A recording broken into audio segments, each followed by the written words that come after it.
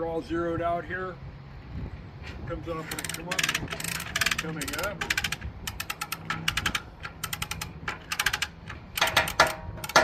Make a lot of noise. You can tell it's moving over there.